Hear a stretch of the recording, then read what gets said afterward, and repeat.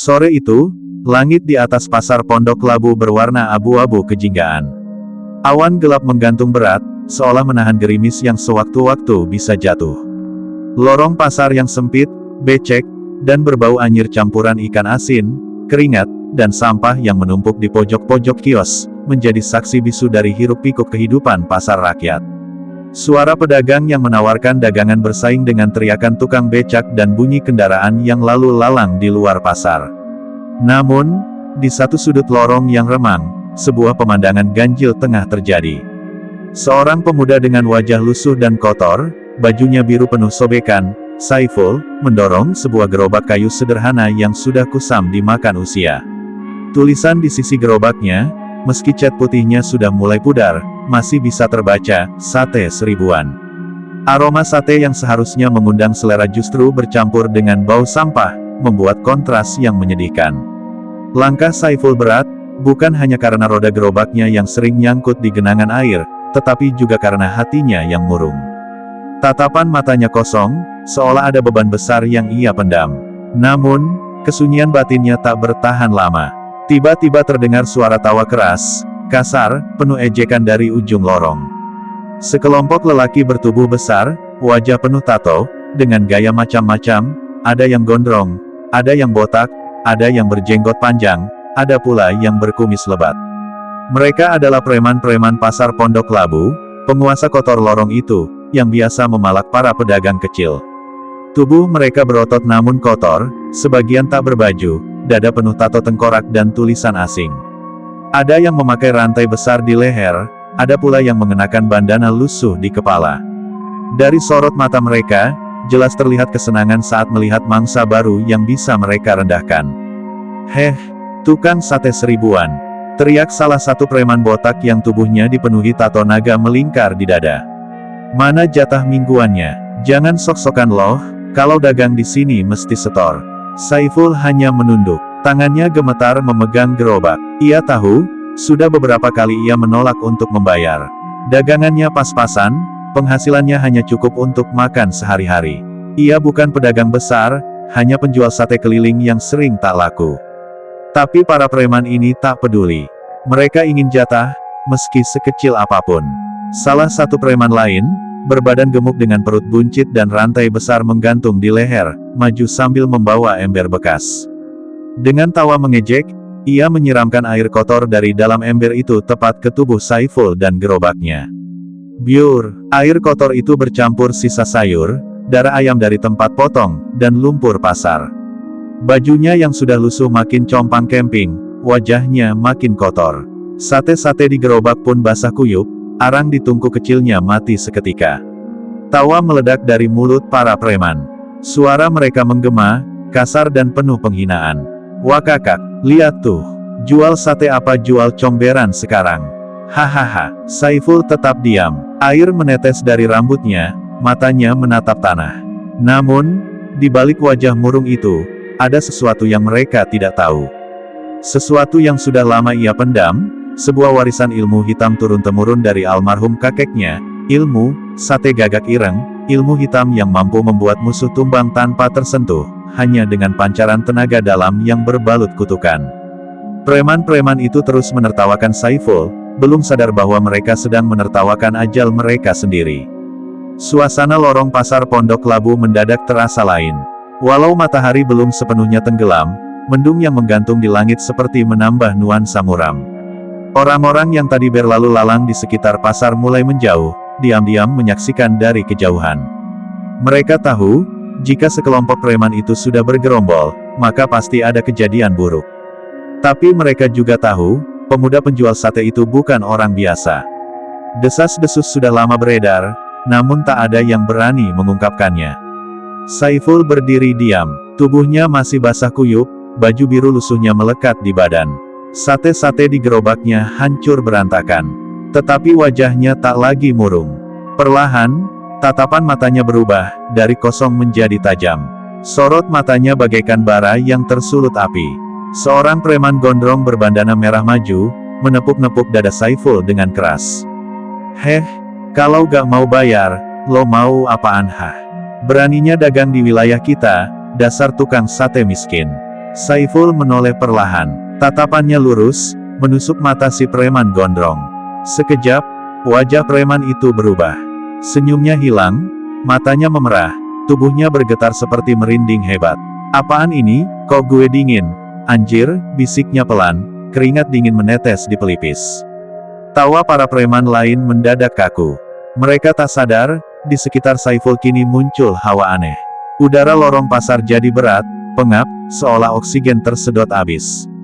Bau sate yang tadinya hanyir bercampur sampah, kini berganti dengan aroma amis darah bercampur bulu gosong, mirip bau daging burung gagak terbakar. Dari gerobak kayu Saiful, asap tipis mengepul. Arang yang tadi sudah padam seolah menyala sendiri, tapi bukan merah bara, melainkan hitam pekat, seperti api yang membakar arang di alam lain.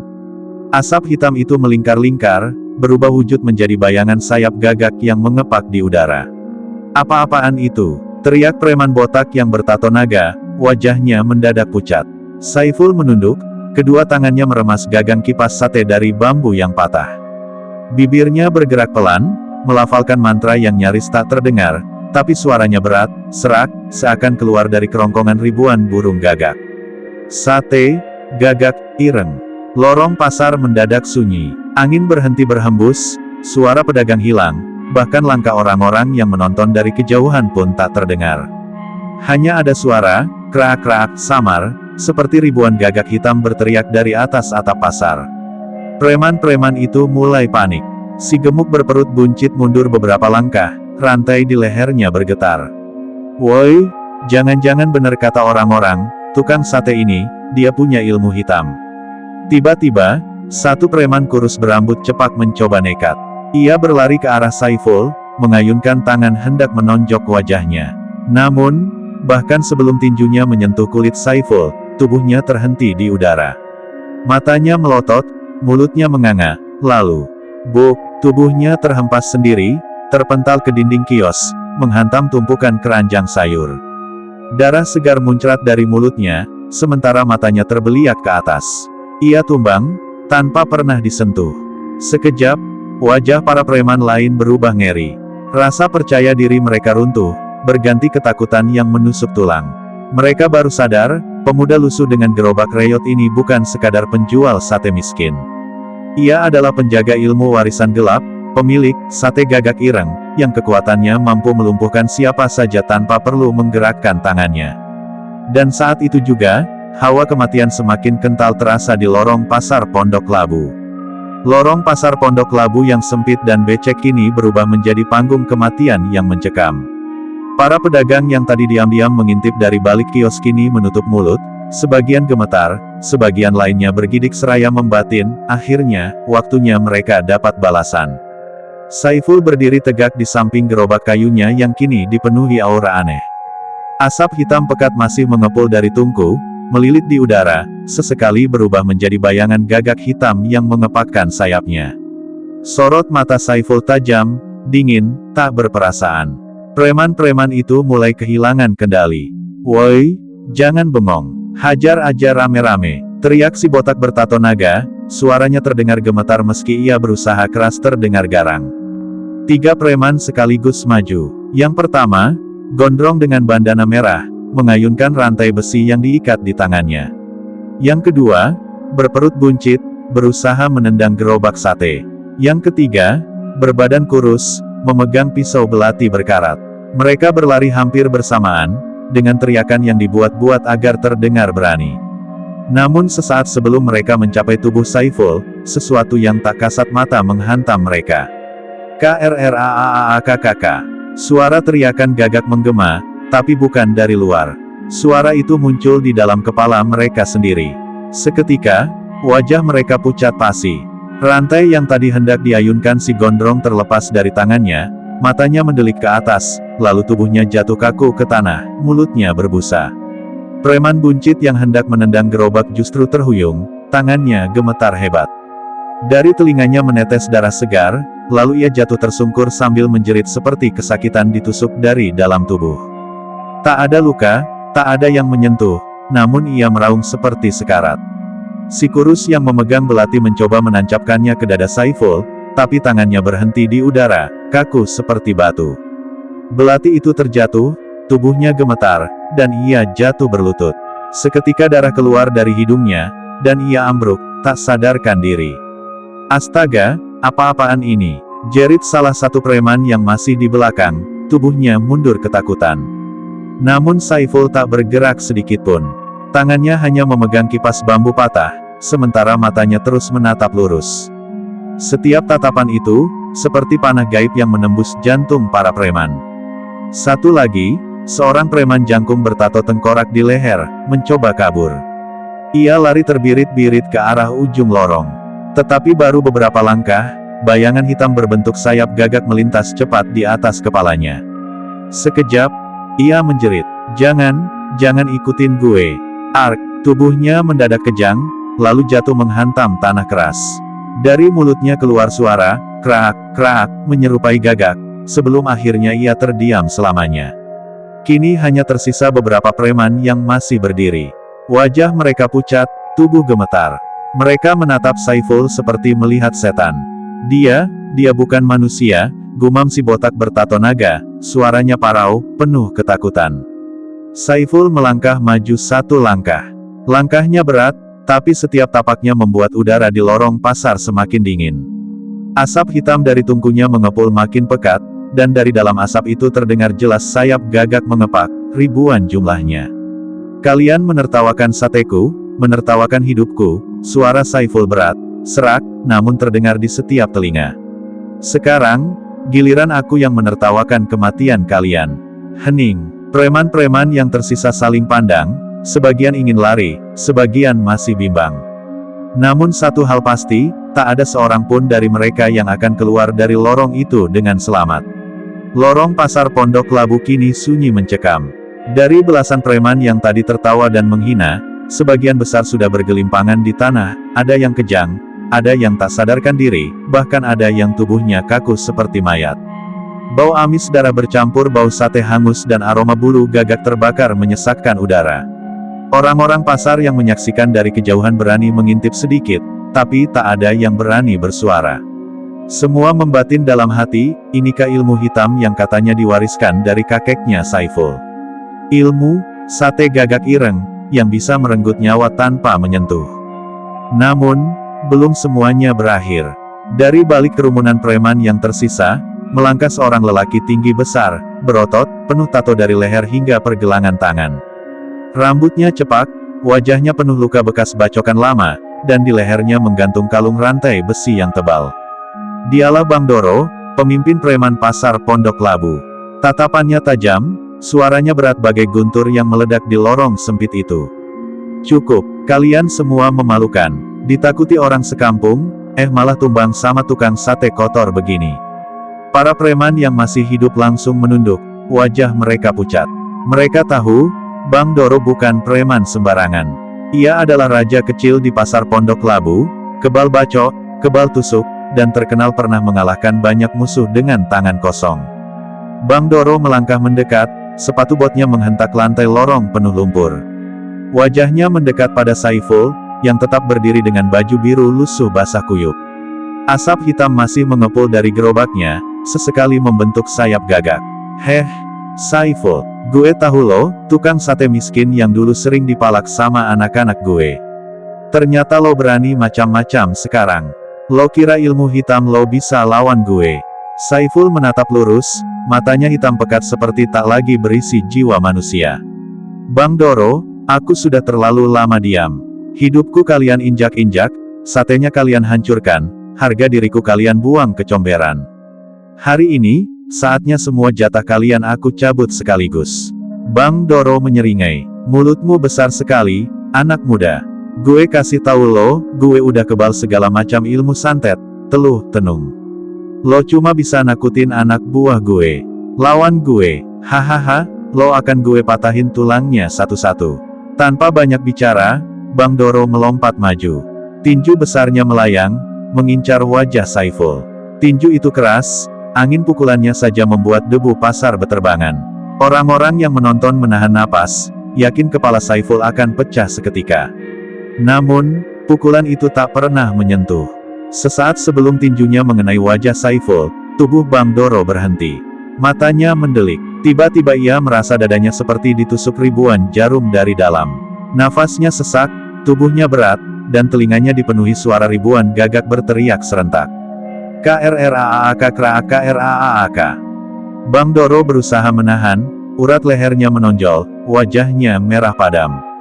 Ia mencoba menggerakkan tinjunya, tapi tangannya justru bergetar hebat, lalu jatuh lemas ke samping. Tubuhnya berlutut, darah mulai merembes dari kedua matanya. Apa ini? Teriaknya dengan suara parau. Saiful hanya berdiri tenang. Bibirnya bergerak pelan, melafalkan mantra dengan suara lirih namun menggema ke seluruh lorong. Sate, gagak, ireng, matamu kuambil, nafasmu kugorok, jiwamu kuikat dalam arang hitam. Sekejap, bayangan hitam berbentuk gagak keluar dari tungku gerobak Saiful, langsung menyambar tubuh Bang Doro. Sayap hitam itu menembus dadanya tanpa melukai kulit, tapi wajahnya langsung menegang. Bang Doro meraung, tubuhnya kejang-kejang, lalu jatuh telentang menghantam tanah. Matanya terbuka lebar, mulutnya menganga, tapi tak ada suara lagi. Tubuh besar itu kaku, tak bernyawa. Pemimpin preman pasar Pondok Labu tumbang, tanpa pernah tersentuh. Preman-preman yang tersisa menjerit ketakutan, sebagian lari terbirit-birit, sebagian jatuh bersimpuh sambil menangis memohon ampun. Lorong pasar yang tadi penuh tawa ejekan kini hanya menyisakan ketakutan murni. Dan Saiful, ia hanya berdiri di samping gerobaknya, matanya kosong kembali. Asap hitam perlahan hilang, tapi bau gosong gagak masih tercium menusuk hidung. Ia menarik napas panjang, lalu mendorong lagi gerobaknya yang basah kuyup, seakan tak terjadi apa-apa. Namun, bagi pasar Pondok Labu, sore itu akan selalu diingat. Hari ketika preman-preman pasar yang menakutkan tumbang oleh seorang pemuda lusuh penjual sate, pemilik ilmu, sate gagak ireng. Setelah Bang Doro, sang pemimpin preman pasar Pondok Labu, tumbang dengan mata mendelik dan tubuh kaku tanpa nyawa, lorong pasar yang tadinya riuh dengan tawa ejekan kini berubah menjadi senyap. Sisa-sisa preman yang masih bernyawa langsung tercerai-berai. Ada yang lari terbirit-birit, meninggalkan sandal dan rokok yang masih menyala. Ada pula yang jatuh bersujud, menempelkan kepala ke tanah penuh lumpur, menangis sambil memohon ampun, suaranya parau. Ampun, Bang, ampun, Saiful, jangan kirim gagak itu ke gue janji gak akan ganggu lagi. Namun Saiful tak menjawab, matanya kosong, hanya menatap lurus ke depan sambil mendorong gerobaknya yang roda kayunya berdecit pelan.